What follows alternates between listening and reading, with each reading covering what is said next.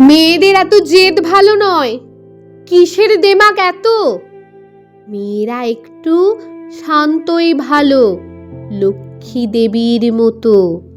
সব খাওয়া শেখ, কদিন পরেই পরের বাড়ি যাবি। তখন এত নাক শীতকালে কি দিয়ে ভাত খাবি? পা ছড়িয়ে বসে খাচ্ছিস, দূর গায়ে বিয়ে হবে। এ মা, তোর শ্যামলা যে রং, পাত্র পাওয়া যাবে? মুখের ওপর তর্ক করিস।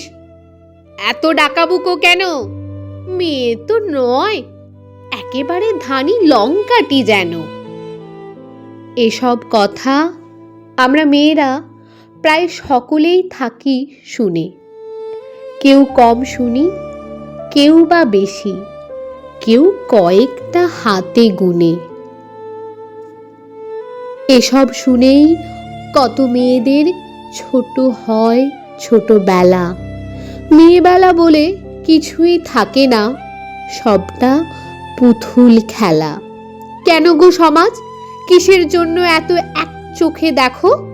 নারীরাও সরল ছেলেবেলা থাকে, সেসব হিসেব রাখো। কেন গো মেয়েরা ডান পিটে হলেই দৌড়ে দিয়ে রাখো তালা? তোমরা জানো না দেবী নারায়ণী, লক্ষ্মী ও চঞ্চলা?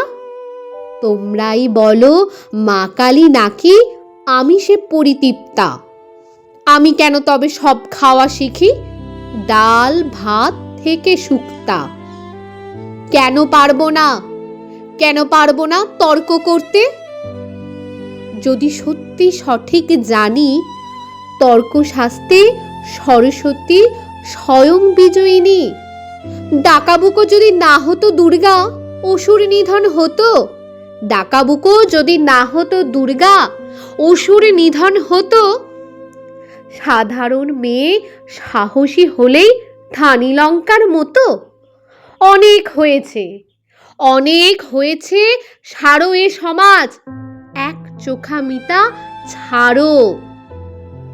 শিশুদের মাঝে লিঙ্গ না দেখে ওদের শিশুই বিচার করো।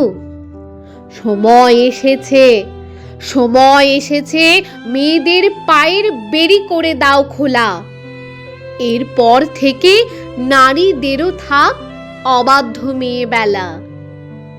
এরপর থেকে আমাদেরও থাক অবাধ্য মেয়েবেলা।